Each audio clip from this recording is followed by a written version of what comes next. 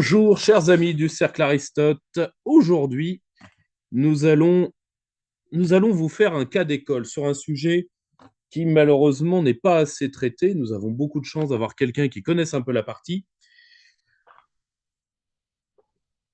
Il va sans dire, vous qui suivez le Cercle Aristote, qu'on vous a suffisamment seriné avec la puissance réticulaire, la puissance des réseaux et parmi eux la puissance de la mer. On a même fait un numéro entier de perspective libre sur cette question, le numéro La France et la mer. Donc, vous ne pouvez pas dire que vous n'étiez pas au courant.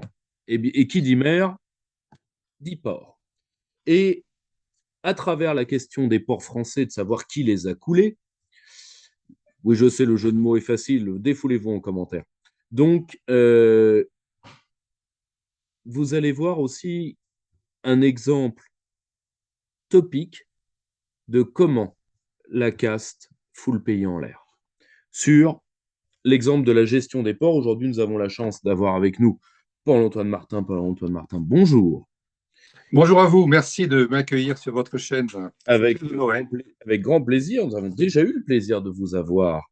Et je rappelle donc, vous avez travaillé dans ces grandes installations portuaires françaises. Vous avez été en face de la caste qui les a gérées et plutôt et déréglées. Je renvoie à votre ouvrage sur le clan des seigneurs, qui est une photo, disons, terrifiante de la haute fonction publique française. Sur ce cas-là, mais il aurait été, disons, généralisable à malheureusement à la plupart des grands chantiers du pays, parce que non content de les foutre en l'air, bah, malheureusement, on les fout un peu partout. Comme je l'explique à mes élèves, aujourd'hui, ils sont commissaires aux armées alors qu'ils ne font pas l'armée.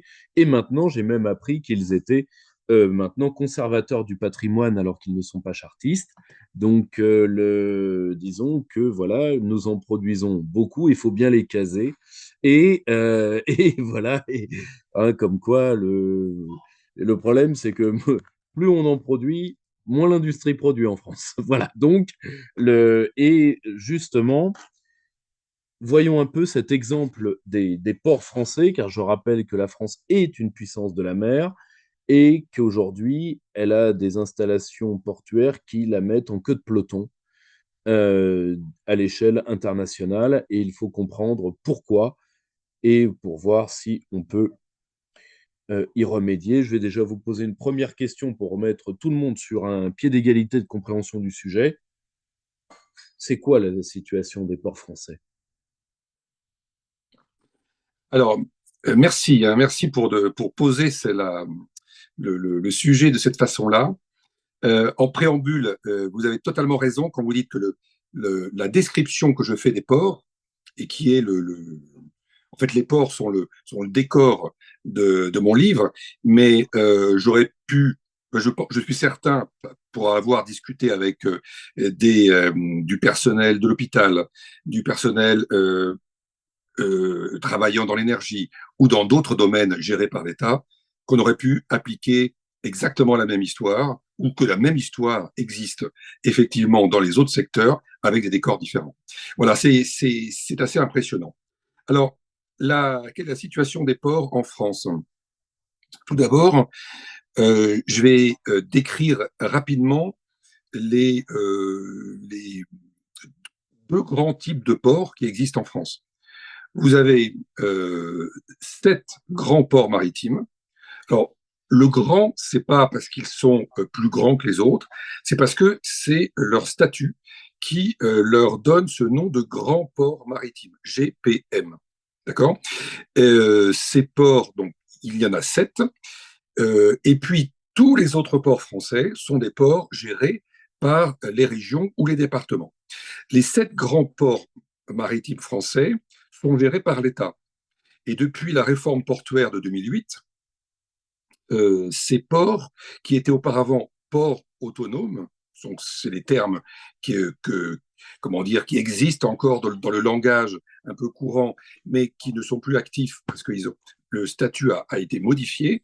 Ces 7 grands ports sont aujourd'hui des grands ports maritimes sociétés anonymes capitalisées par l'État. Ce sont des établissements publics entièrement capitalisés par l'État et donc gérés par l'État. Ces 7 grands ports maritimes sont par ordre de trafic décroissant le port de Marseille, le port du Havre, le port de Dunkerque, le port de Nantes, le port de Rouen, le port de La Rochelle et le port de Bordeaux. Voilà donc les 7 grands ports maritimes français. Vous en avez donc un sur la façade méditerranéenne, vous en avez 3, ou on va dire 2,5 sur la façade Manche, et puis 3 sur la façade Atlantique. Ces 7 grands ports donc, sont gérés par l'État. Ils ont 2 tutelles ministérielles, la tutelle des transports, ministère des Transports, et la tutelle de Bercy. Alors, ils sont tous pilotés, dirigés par un directeur général qui se trouve donc régulièrement depuis des années membre du corps des ponts. Corps des ponts non issu de Polytechnique, mais corps des ponts issu de l'École nationale des travaux publics de l'État. On peut devenir membre du corps des ponts par le tour extérieur via une petite école de travaux publics qui s'appelle TPE. Comparativement au cursus royal, qui est le passage par Polytechnique ou Normal Sup, et qui permet pour les meilleurs sortants de devenir membres du corps des ponts. Voilà. Donc, ces grands ports maritimes, vous m'arrêtez hein, s'il y a des imprécisions ou si je ne parais pas clair, sont dirigés par ces ingénieurs du corps des ponts. Et dans chaque grand port maritime, le directeur général est aussi président du directoire. Chaque grand port maritime a un directoire. Et dans le directoire, vous pouvez avoir des salariés de droit privé. En général, ces grands ports maritimes ont très majoritairement des salariés de droit privé, mais ont quasiment toujours un directeur général qui est haut fonctionnaire, membre du corps des ponts. Voilà, ça c'est un peu la tradition, ça fonctionne comme ça. Je parle de tradition parce qu'il n'y a rien d'écrit dans les textes en tant qu'appartenance du directeur général à tel ou tel cursus ou académique, on va dire. Mais c'est quelque chose qui se reproduit année après année, c'est-à-dire que les nominations se font à l'intérieur du corps des ponts. Donc aujourd'hui, on ne peut pas, et c'est ce que je dis dans mon livre, on ne peut pas, obérer la responsabilité du corps des ponts dans la situation des transports maritimes français, puisqu'ils sont aux commandes depuis des années, et plus que ça, tout le ministère des Transports est composé à chaque niveau hiérarchique de membres du corps des ponts. Donc, il y a 4 principaux niveaux hiérarchiques au ministère, et chaque niveau a pour grade principal un ingénieur du corps des ponts. C'est très impressionnant. Quand vous allez au niveau encore au-dessus, c'est-à-dire les conseillers ministériels, ce sont principalement aussi, en tout cas pour tous ceux qui ont un rôle opérationnel ou des décisions de type opérationnel ou stratégique, ce sont des membres du corps des ponts. Le directeur, le DIRCAB, est un membre du corps des ponts. Le ministre aujourd'hui est un membre du corps des ponts. Notre première ministre auparavant était membre du corps des ponts. Conseiller du premier ministre, transport, et du président de la République, corps des ponts. Donc, ce que je veux montrer par là, c'est l'aspect totalement monolithique de toute la chaîne hiérarchique, de toute la chaîne décisionnaire qui concerne les ports, les grands ports maritimes français. Toute la chaîne hiérarchique, à peut-être une ou deux exceptions près, peut-être maintenant parce que le Premier ministre n'est pas corps des ponts, sinon toute la chaîne est corps des ponts. Donc, quand on connaît le, on dire, la puissance de la caste, quand je parle de caste dans mon livre, je parle des 5 grands corps d'État français qui sont, côté technique, le corps des mines et le corps des ponts, côté administratif, l'inspection des finances, la Cour des comptes et le Conseil d'État, issus de l'ancien ENA, aujourd'hui INSP. Donc, quand on connaît le mode de fonctionnement d'un grand corps d'État au sein de la caste, on comprend assez vite que la gouvernance des ports ne peut pas être une gouvernance loyale vis-à-vis de l'État. Pourquoi? Et je parlerai ensuite de la situation économique et de la situation relative des ports français par rapport aux ports étrangers. Je place un peu le décorum, on va dire.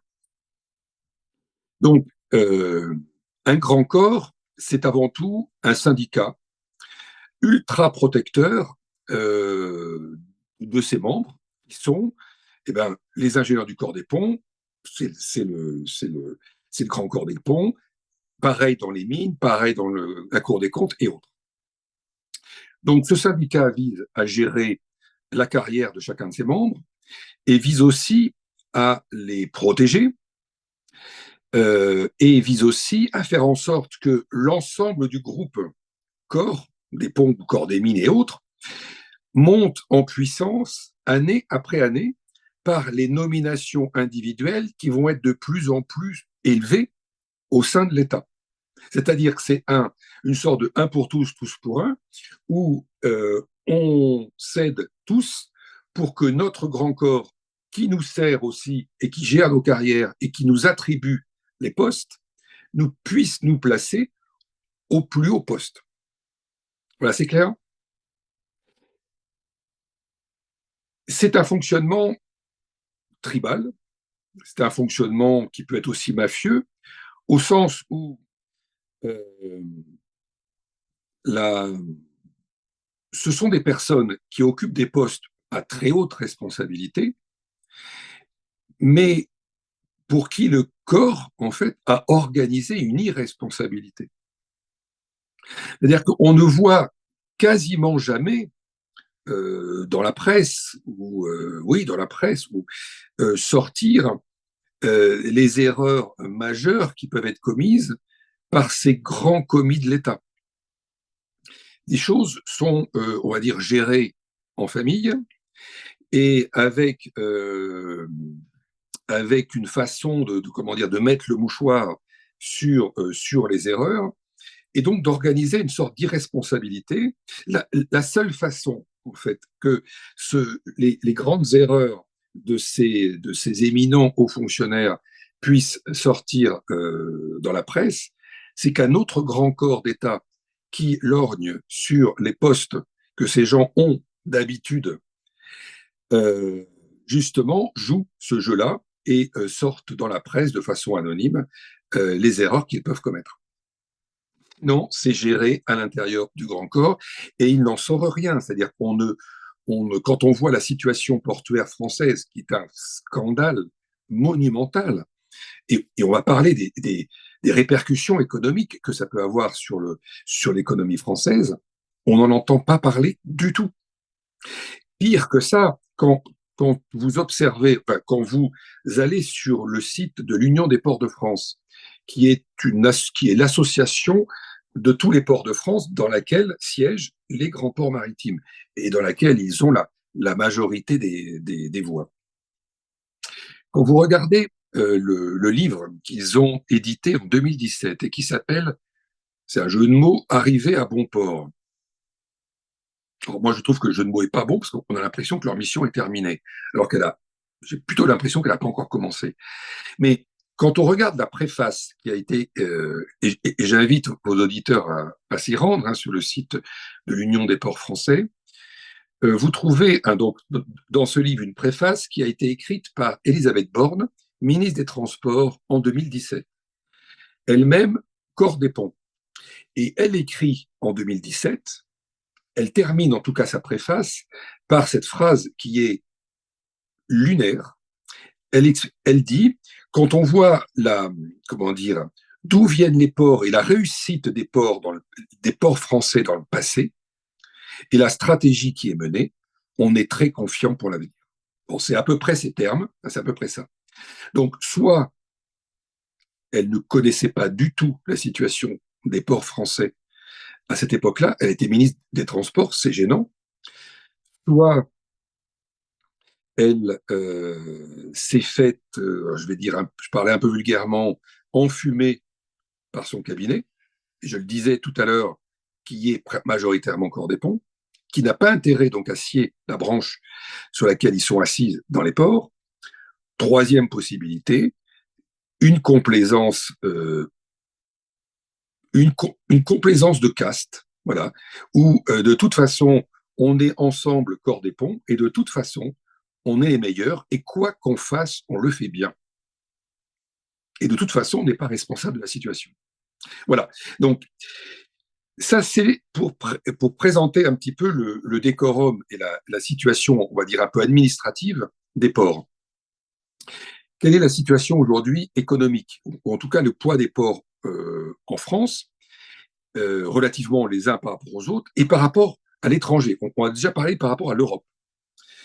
Le port de Marseille réalise aujourd'hui environ 72-73 millions de tonnes de trafic par an.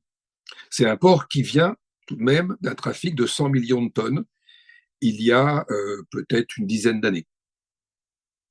Le port du Havre est le second, avec environ 62 millions de tonnes. Le port de Dunkerque avec 48 millions de tonnes, annuels, annuels à chaque fois.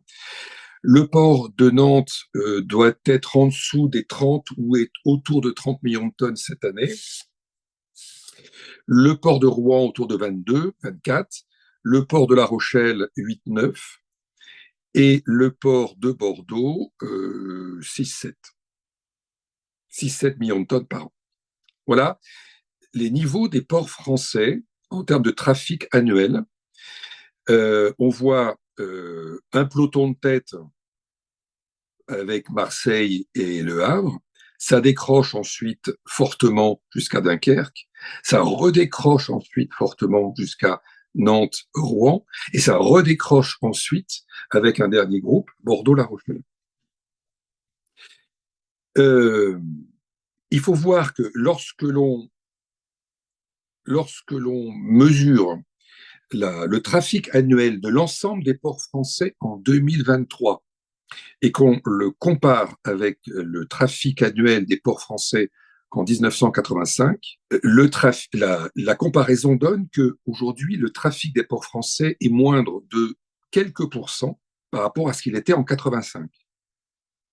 Par contre, il faut prendre en compte, si on fait cette comparaison, que l'activité commerciale maritime a, elle, explosé entre ces deux dates et elle s'est accrue de 270%.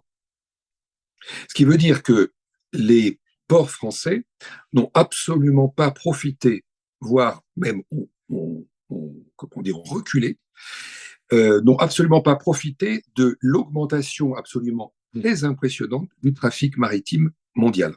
Alors, voilà donc le poids, on va dire, des ports français et la situation dans le temps.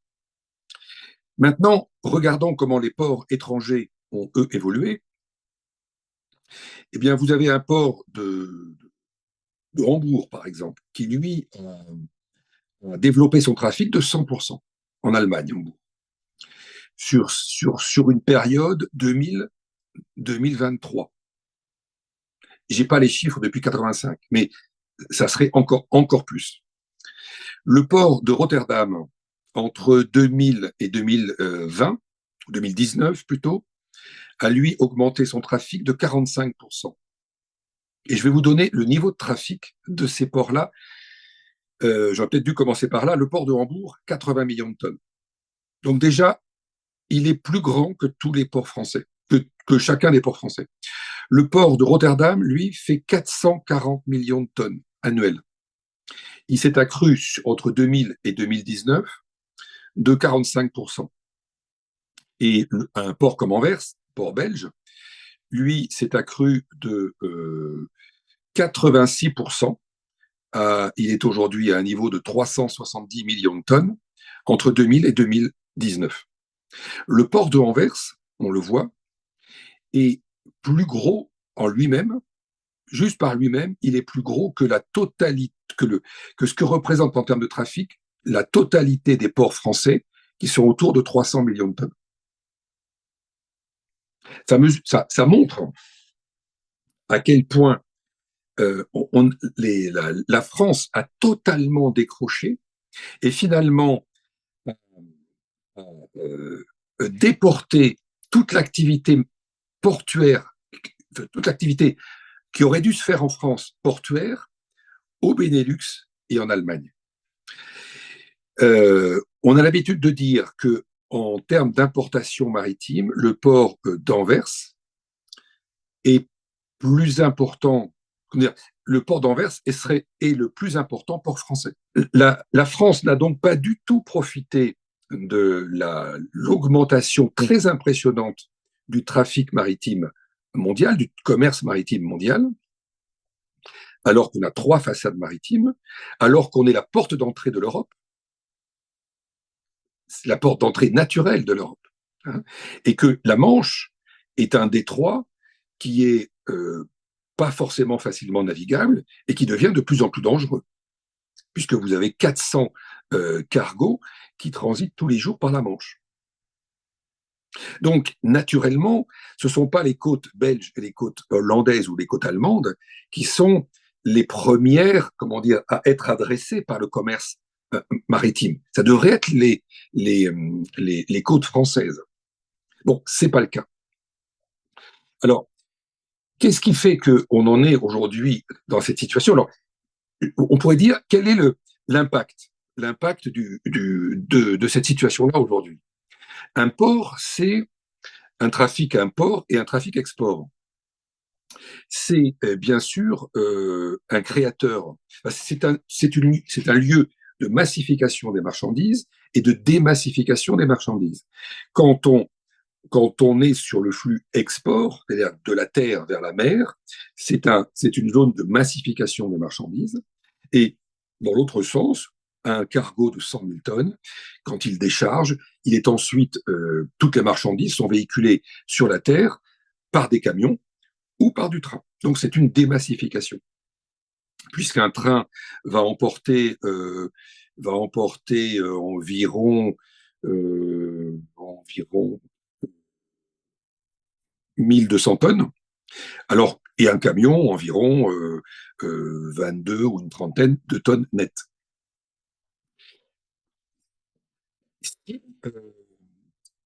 Alors, toute cette activité agrège autour du port, c'est-à-dire dans sa zone d'achalandise naturelle, on va dire, des industries, du commerce, de l'agriculture, etc., qui vont utiliser ce port soit comme moyen de recevoir des marchandises de l'étranger à des coûts logistiques moindres que s'il fallait se fournir à des ports qui seraient beaucoup plus éloignés, ou alors de pouvoir exporter sa marchandise très facilement à partir du port le plus proche.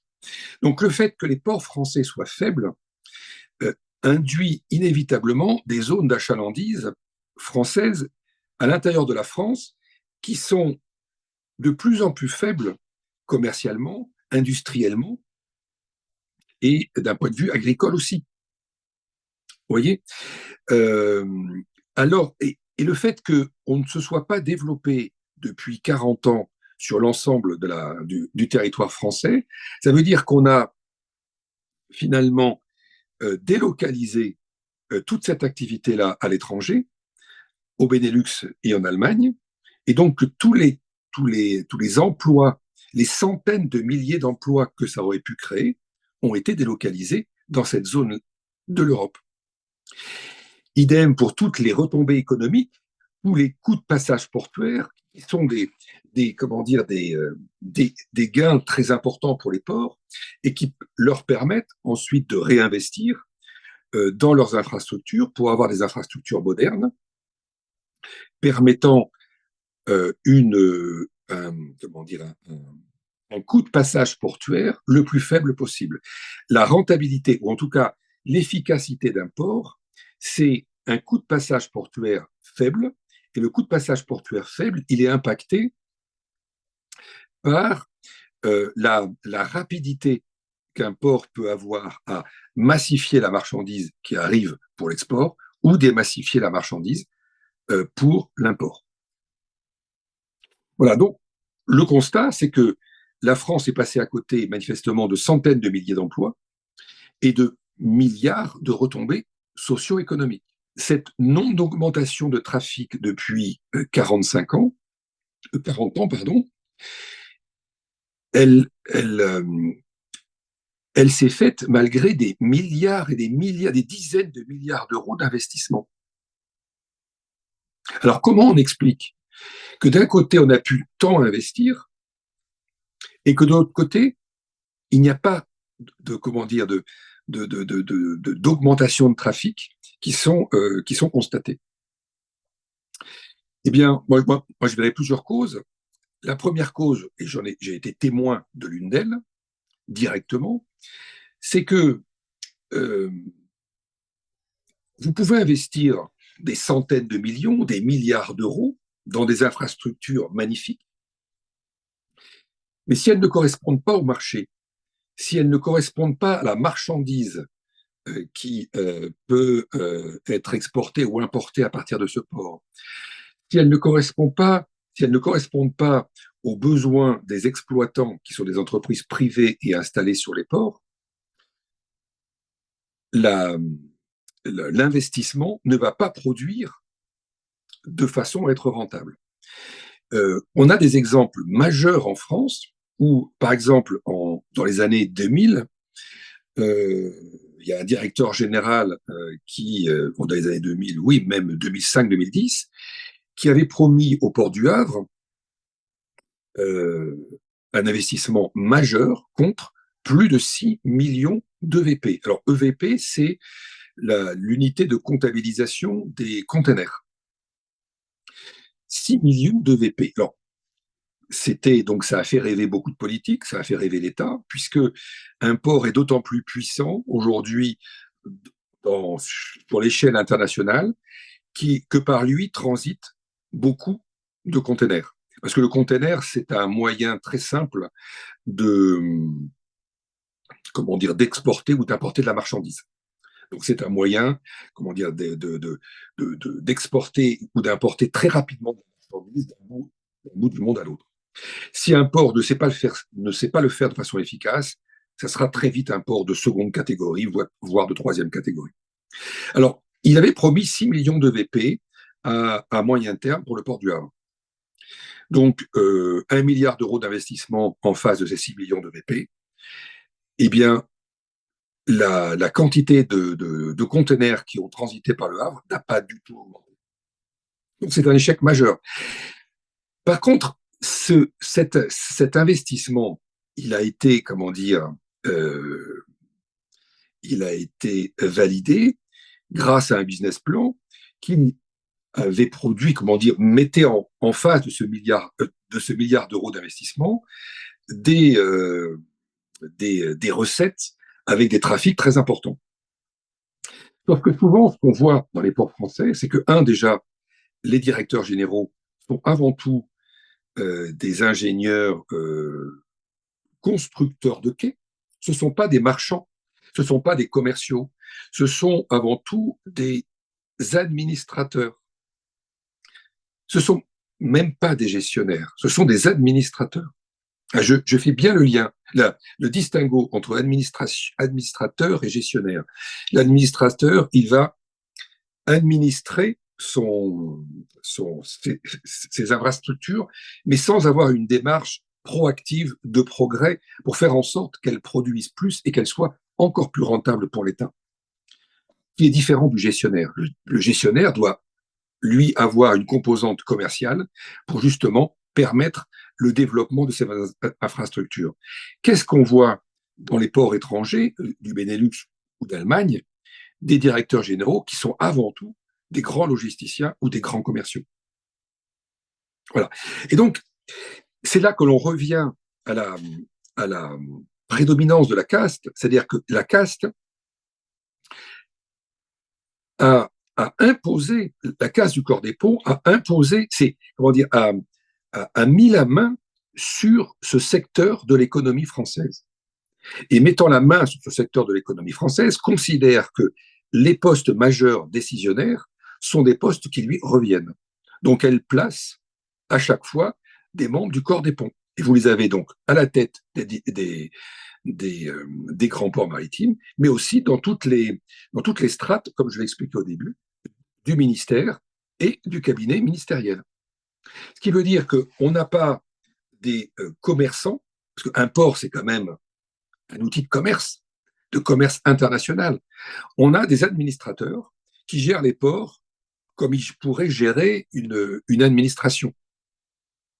Or, un établissement public n'est pas une administration, c'est un établissement public. Enfin, c'est une entreprise qui travaille pour l'État, mais qui a un objectif commercial, de développement commercial, et son objectif est de rapporter des dividendes à l'État. Donc, si cette entreprise publique, cet établissement public n'est que administré, eh bien, il n'a pas, comment dire, une, il va pas s'investir dans le commerce et dans la rentabilité de ces infrastructures. Alors, ce que l'on a vu beaucoup ces dernières décennies, c'est un raisonnement totalement, comment dire, contraire au marché. C'est on construit des quais, on construit des terre-pleins et le marché viendra. Et ça, c'est complètement contraire au marché. C'est-à-dire que le marché vient là où il y a un intérêt à venir. Or, et c'est là que c'est ce que j'expliquais au début, c'est que on peut avoir une charrue, on peut avoir des bœufs, s'ils sont mal attelés, ça ne va pas fonctionner. Eh bien, on a aujourd'hui dans les ports français ce genre de fonctionnement avec je construis des kilomètres linéaires de quais, ça coûte extrêmement cher. Je construis des terre-pleins de très grande qualité, et puis j'observe que finalement, ils sont vides et ils ne sont pas transités par de la marchandise, parce que je me suis complètement vautré sur le marché que je pouvais adresser. On peut aussi trouver des projets qui, parce que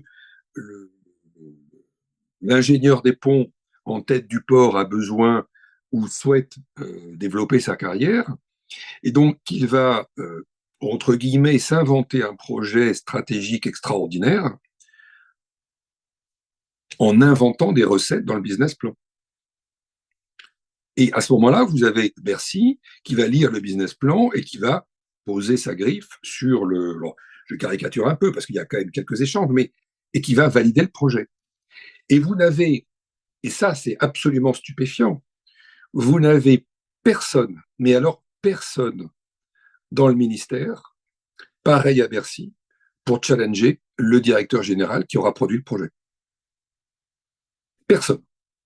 Et dans les conseils de surveillance, et ça a été fait exprès, dans les conseils de surveillance de chacun de ces grands ports maritimes, vous n'avez aucun exploitant, c'est-à-dire aucun professionnel du commerce maritime.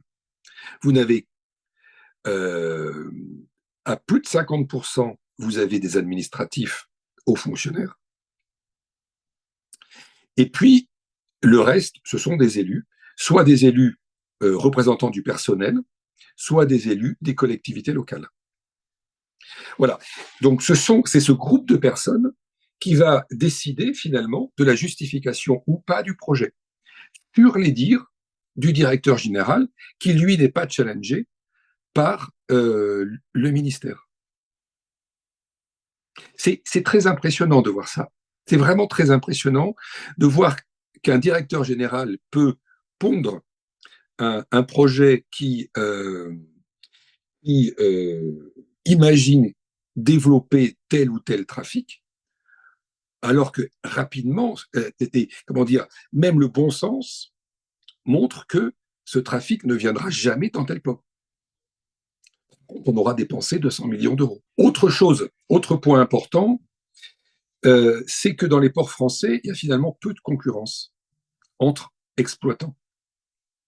Qui dit peu de concurrence entre exploitants, c'est-à-dire les entreprises qui reçoivent la marchandise dans les ports et qui les transitent ensuite jusqu'à la destination finale, ce sont des manutentionnaires, il y a très peu de concurrence parce qu'il y a peu de trafic. Donc peu de trafic, peu de concurrence, parce qu'il faut bien que ces entreprises restent rentables, ce qui veut dire que finalement, le port se retrouve pieds et mains liés avec une entreprise ou deux entreprises qui se partagent les marchés et qui font les prix, qui ne sont pas forcément des prix compétitifs par rapport à l'étranger. Mais leur objectif à ces entreprises va rester de, comment dire, pour leur rentabilité, par exemple, de ne desservir que la zone captive en France, on va dire la grande région. Donc, Ce qu'on appelle du c'est l'ensemble. capitalisme de connivence. Ah ben là, on est dans de la connivence, oui. On est dans de la connivence, dans de la facilité, ça facilite le travail, beaucoup. Vous avez par exemple une entreprise qui s'appelle Maritime Cune, qui est aujourd'hui dans je dis bien tous les ports entre La Rochelle et, je crois, Saint-Malo ou Le Havre. Tous les ports. Et dans certains de ces ports, c'est la seule entreprise. Donc ça veut dire aussi que cette entreprise va avoir de fait une stratégie qui va être différente des ports. Elle peut elle-même orienter ses trafics à tel endroit plutôt qu'à tel autre. Et donc, le port qui, lui, a fait des investissements pour recevoir tel trafic se retrouvait brutalement sans le trafic parce que son exploitant a décidé de l'envoyer dans tel autre port parce que ça sera plus rentable pour sa société à elle. Vous voyez, il y a toute cette imbrication qui fait que à la fin, le port français va être peu rentable ou va, en tout cas, reste un port pour marchandises captives dans la région.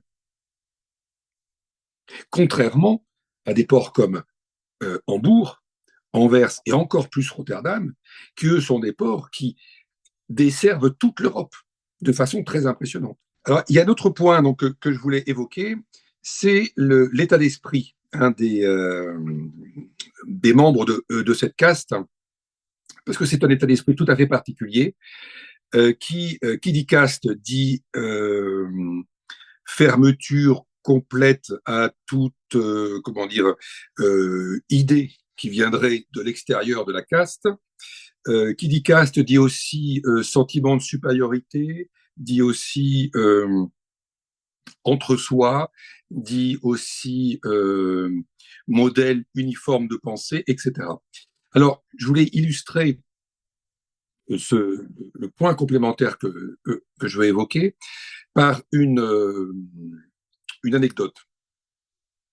Il y a quelques années, il a été nécessaire. Enfin, la Chine a voulu mettre en place, pour doubler les lignes commerciales vers l'Europe, a voulu mettre en place la route de la soie ferroviaire, qui partait donc du nord de la Chine, nord au ouest de la Chine, vers l'Europe. Et donc, le faisceau ferroviaire passe par différents pays, dont le Kazakhstan, etc., et remonte jusqu'en Europe. Et la question se posait du terminal, en fait, de cette route de la soie. Et je connais bien un homme qui est un économiste et aussi grand logisticien, qui a reçu, pour placer un peu son niveau et son niveau de vision économique, a reçu le premier prix de l'OCDE en économie. Donc, il est pré-nobélisable en économie. Donc, c'est un homme brillant. Et il a voulu participer, il a voulu participer au redressement des ports français. Il a voulu s'impliquer dedans. Et comme il a travaillé sur cette route de la soie, il est allé proposer au port du Havre d'être le terminus de ce faisceau ferroviaire, route de la soie. Et il m'a raconté qu'il lui a été répondu, mais on n'a pas besoin de vous, on y arrivera bien tout seul. Donc là, je veux illustrer ce que c'est que l'arrogance de la caste, cette arrogance qui est fermeture à toute proposition, puisque de toute façon, on est supérieurement intelligent. Donc, bilan, cet homme qui travaillait cette route de la soie côté Europe est allé voir, lui, le port de Duisbourg en Allemagne, et c'est Duisbourg qui est devenu le terminus. Bilan, la route de la soie ne va pas jusqu'en France. Aujourd'hui, la France en mord les doigts, parce que c'est 1 million d'EVP, on se rappelle, hein, c'est l'unité comptable pour les containers, 1 million d'EVP qui transitent par an par cette route de la soie. Donc, voilà comment on arrive. On crée des catastrophes, en fait, ou des désastres industriels, comment cette caste est capable de construire et de produire des désastres industriels, des retards industriels. Des exemples comme ça, il y en a plein. Un autre exemple, par exemple, c'est que parmi tous ces ingénieurs du corps des ponts, ils sont normalement des commerçants à la tête des ports. Alors, on a vu que ce n'étaient pas des commerçants, mais des administrateurs, mais qui devraient être des commerçants. Eh bien, la majorité, ou beaucoup d'entre eux, ne parlent pas anglais. Beaucoup d'entre eux ne vont pas voir à l'étranger, dans les ports phares de l'Europe, comment ça se passe. Moi, j'y suis allé. Je suis allé à Hambourg pour voir comment se passait justement la démassification de la marchandise quand un grand cargo arrive au port, comment toute l'opération de déchargement et de rechargement sur les véhicules terrestres pour aller vers les entreprises consommatrices des produits importés. Et j'ai vu que c'est une véritable machine de guerre. On a 20 ou 25 ans de retard. J'ai pris, en allant là-bas, j'ai quand même une certaine expertise en logistique parce que j'ai aussi été président d'une petite société ferroviaire. Et j'ai pris une claque, mais monumentale. J'avais honte, mais véritablement honte. Et lorsque je suis allé au salon de la logistique européen, un très grand salon à Munich, voir donc certains logisticiens, plusieurs m'ont dit, mais nous, on ne veut plus travailler avec la France parce qu'on ne veut plus avoir de contact avec les hauts fonctionnaires français. Ces gens-là tuent le business. Vous voyez? Donc, ce sont des paroles que je rapporte qui m'ont été faites comme ça, sur un stand, par le directeur qui était présent. Le directeur logisticien européen. Donc, c'est vraiment très impressionnant. Et je raconte dans le livre, justement, que Coulanges, hein, donc le héros, va justement à Munich, il voit sur un stand un immense écran derrière le stand d'un logisticien je crois, allemand. Et sur ce stand, donc, il y a une immense carte avec beaucoup de points lumineux. Et chaque point lumineux représente le positionnement d'une agence commerciale de ce logisticien. Toute l'Europe était, donc, il y avait des points lumineux dans toute l'Europe, sauf dans une zone noire qui avait les contours de la France. C'est-à-dire que ce grand logisticien européen avait des agences partout sauf en France. Il ne voulait pas commercer avec la France, mais il commerçait avec tous les autres pays d'Europe. Et j'ai eu une autre expérience tout à fait directe là avec un logisticien belge à qui je proposais un projet avec une importation française dans un port français en lien avec la société ferroviaire dont je m'occupais. Et il m'a tout de suite dit, mais ton projet est très bien, seulement moi je ne veux plus non plus travailler en France. C'est fini, on a trop perdu d'argent, on ne veut plus travailler en France. Donc le microcosme portuaire français, finalement, travaille dans un entre-soi français. Vous voyez? Et comment dire, sur tout un tas de produits, à peu de contact avec les logisticiens étrangers. Alors, je ne parle pas des grands armateurs. Là, effectivement, les armateurs sont étrangers et ils escalent dans les ports français. Je parle des logisticiens terrestres. Et ça, c'est quand même très impressionnant. Voilà. Donc, j'évoquerai la partie ferroviaire, qui est un point très important aussi, dans la dernière question que vous allez me poser, qui est est-ce que ce retard est rattrapable? Mais je voudrais revenir sur un point qui est quels sont les responsables. Alors, je vous ai parlé de cette situation, je vous ai parlé au début des tenants de la caste du corps des ponts, et je vais vous parler maintenant de l'autre pôle, en fait, qui co-gère les ports en France, c'est la CGT.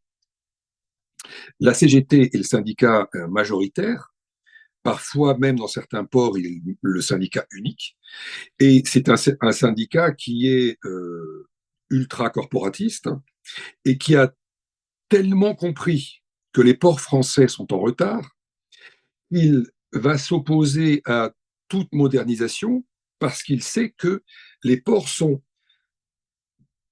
ultra staffés et très largement staffés par rapport à au trafic qu'ils font annuellement. Vous avez un port du Havre qui va avoir, alors, le port d'Aropa, qui est la, la, la fusion des trois ports de Paris, du Havre et de Rouen, qui a, je crois, à peu près autant de personnel que le port d'Anvers. Ça veut dire qu'il y a une masse salariale qui est considérable, qui pèse extrêmement lourdement sur les ports, avec énormément d'agents qui finalement ne vont pas améliorer la rentabilité du port par leur travail, parce qu'on est peu automatisé dans les ports français. La CGT a parfaitement compris ça et ne souhaite pas, parce qu'elle a fait rentrer énormément de cousins, de fils d'eux, de parents, etc.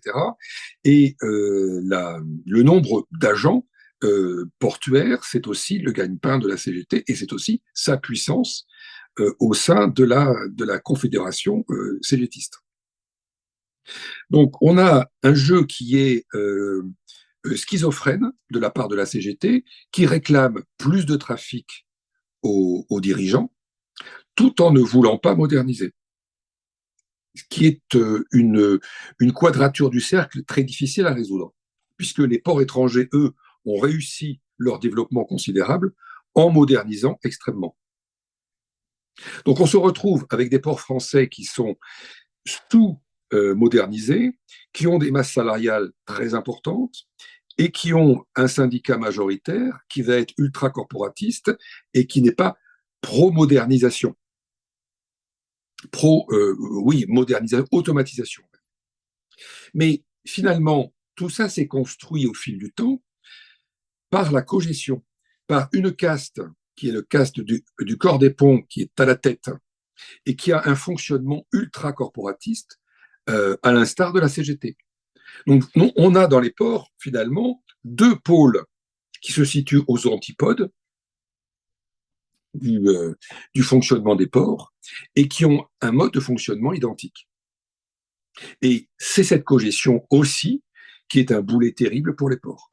C'est très drôle parce que ça nous renvoie à une vieille leçon, une vieille notion de la pensée française qui était celle de Charles Péguy, ce qu'on appelait le lutisme de classe.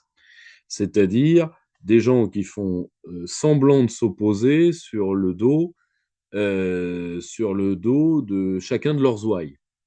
Exactement. C'est-à-dire une haute fonction publique qui fait mine de faire son boulot sur le dos de l'État et un syndicat qui fait mine de faire son boulot sur le dos, sur le dos du peuple ouvrier. Or, et chacun faisant mine de s'opposer pour que le spectacle soit assuré et que, comme on disait sur le marché de la foi, que les croyants soient bien gardés. Donc, Exactement ça. c'est la seule chose, c'est que, enfin, si vous voulez, c'est Dans une situation de jeu de balancier où vous pouvez jouer alternativement un balancier relativement sain et un autre balancier relativement sain, mais qui peuvent pas se piffrer, qui sont dans une relation antagonique. C'est pas très difficile, si on sait manœuvrer, de passer de l'un à l'autre. C'est un jeu de billard à trois bandes tout à fait classique. Le problème, c'est que quand les deux bouts de la planche sont pourris, qu'est-ce qu'on fait? Est-ce qu'il y a quelque chose, est-ce qu'il y a quelque chose à faire, en fait, de votre point de vue? Ce sera ma dernière question, mais est-ce qu'on peut en faire quelque chose? Ou est-ce qu'à un moment, il faut se dire, bah, le dernier qui sort éteint la lumière? Pardon, le dernier qui sort? Éteint la lumière. Ok. Voilà. C'est une expression pour dire est-ce que c'est cuit, en fait, le port français? Alors, euh, je pense pas que ce soit cuit. Pourquoi? Parce que moi, je pense que si on continue exactement dans le format actuel, c'est cuit. C'est cuit.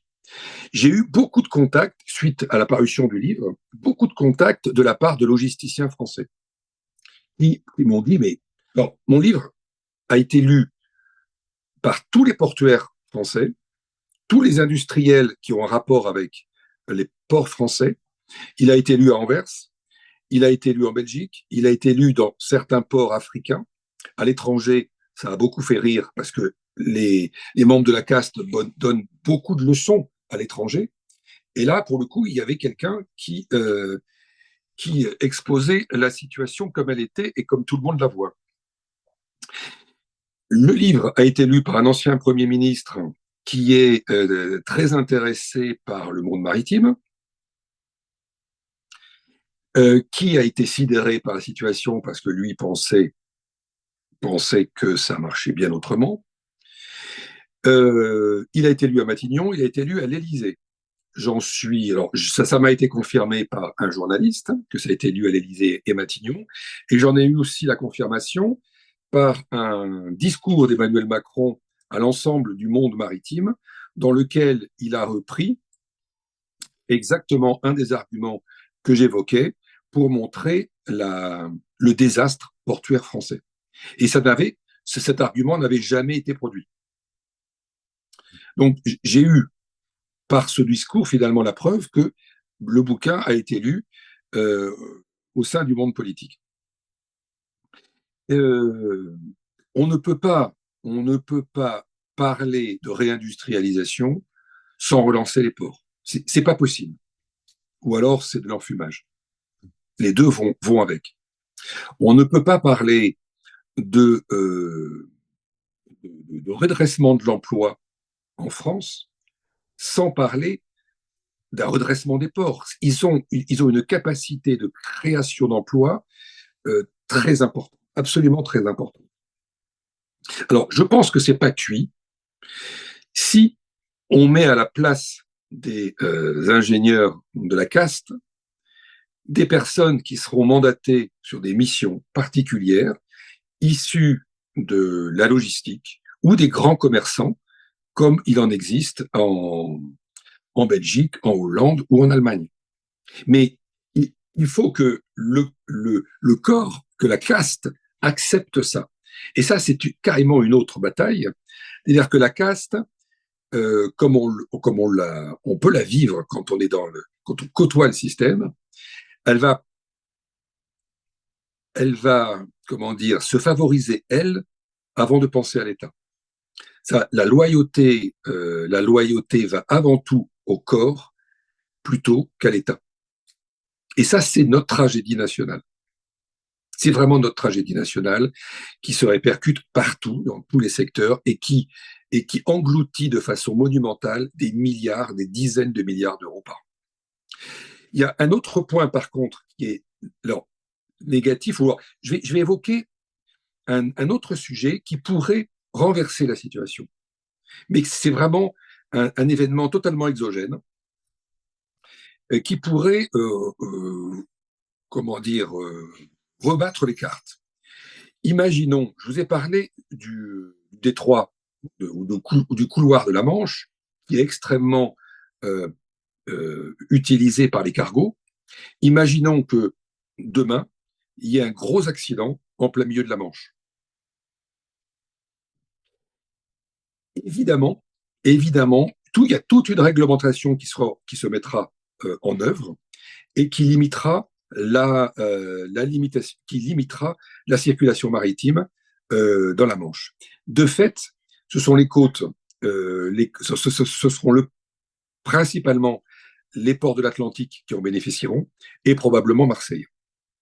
Ça, c'est un élément exogène qui pourrait rebattre les cartes et permettre à ces ports-là de retrouver, comment dire, un niveau de trafic important. Mais il se posera un problème très, très important qui est aujourd'hui le réseau ferré français.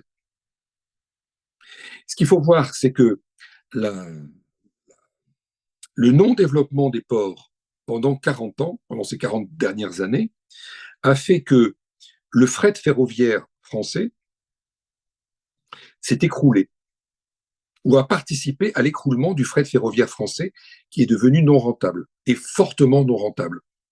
Le report modal, comme on l'appelle, c'est-à-dire la part des marchandises portuaires qui sont transitées par voie ferroviaire plutôt que par voie routière, s'est effondré depuis 1985 et aujourd'hui est à un niveau qui est très mauvais en France. Donc, de fait, le raisonnement des gestionnaires du réseau ferroviaire a été basiquement, puisqu'il y a moins de trafic, on va démanteler une partie du réseau ferroviaire et on va moins l'entretenir. Donc, de fait, aujourd'hui, notre réseau ferroviaire est principalement maintenu sur les grands axes, qui sont les axes sur lesquels circulent les TGV, ou en tout cas les trains de voyageurs à grand flux. Ce qui veut dire que si on veut rattraper le retard que nous avons avec les ports étrangers, ça passera forcément par un développement très important du mode ferroviaire. Aujourd'hui, la France n'en est pas capable. Elle n'en est pas capable parce qu'elle a un réseau ferroviaire qui est trop limité et qui donne la priorité aux voyageurs plutôt qu'aux fret, contrairement à l'Allemagne qui a un mode de fonctionnement complètement contraire. Donc, pour répondre à votre question, il faut changer le management des ports. Ça, c'est majeur. Et tous les logisticiens avec lesquels je suis rentré en contact ont la même analyse. Il nous faut des personnes du privé qui ont une vraie connaissance de la logistique, une appétence pour la logistique et une connaissance du commerce international. Sans ça, ça ne peut pas progresser. Et puis, il y a aussi un énorme travail d'un point de vue réseau ferroviaire pour accompagner ça et faire en sorte que l'on puisse exporter à l'étranger. Aujourd'hui, on ne sait pas faire. On n'a pas la force, la force ferroviaire pour le faire. On n'est pas suffisamment rentable en France sur la grande distance par rapport au port de Rotterdam, par rapport au port d'Anvers, etc. Je vous donne un exemple qui est édifiant. La ville de Toulouse, aujourd'hui, elle est approvisionnée en containers, non pas par Marseille, non pas par Sète, non pas par Bordeaux, mais par Barcelone. Or, entre les deux, il y a quand même les Pyrénées. C'est quand même impressionnant de voir ça, de voir que le port qui dessert Toulouse, c'est Barcelone et non pas un port français. Le vin, par exemple, qui sort de Bordeaux, est principalement envoyé à l'étranger, soit par le port du Havre, soit par le port d'Anvers. Donc on voit là la faiblesse des ports français et la faiblesse de la logistique française. Voilà pourquoi je pense que il y a le retard que nous avons avec les ports étrangers est très difficilement rattrapable, mais pour qu'il ne devienne pas pire encore que ce qu'il est aujourd'hui, il faut changer absolument la gouvernance. On pourra peut-être rattraper un peu de retard, mais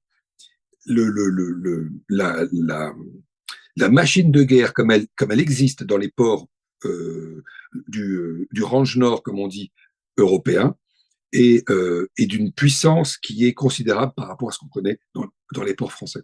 Mais on ne peut pas non plus abandonner les ports parce qu'ils ont comment dire, ils sont une force, ils sont normalement un pilier pour l'économie. Donc il faut absolument travailler à faire en sorte qu'ils puissent se développer. Ben, là, c'est peu réjouissant, mais le chantier est nécessaire et nous espérons que vous soyez entendus. J'aurais aimé, chers amis, qu'on ait une conclusion plus optimiste. Mais bon, voilà, mais il y a une chose qui est impérative, et ça vous l'avez très bien dit, c'est que euh, il n'y a pas de relèvement industriel sans relèvement de la logistique de transport, ferré et Et il n'y a portuaire. pas de souveraineté non plus. Et il n'y a pas de souveraineté non plus. Donc, ça, c'est que la souveraineté se définit aussi par maîtriser ce qui entre et ce qui sort, et donc les moyens de faire entrer et de faire sortir. Exactement. Voilà. Bon, Antoine Martin, merci beaucoup. Et Merci à vous. j'espère qu'on vous retrouvera sur ce sujet-là ou sur d'autres prochainement sur la chaîne, en espérant avoir de vos nouvelles, peut-être de prochains écrits, qui sait. Merci beaucoup. Ça sera avec un grand plaisir. J'apprécie beaucoup ce que vous faites. C'est de très haute hauteur de vue, Merci. Merci beaucoup. je vous le dis. Merci à vous. Chers camarades, si tu veux plus de contenu, de réinformation, d'éducation populaire et de formation intellectuelle, n'hésite pas à faire un don sur notre page Tipeee.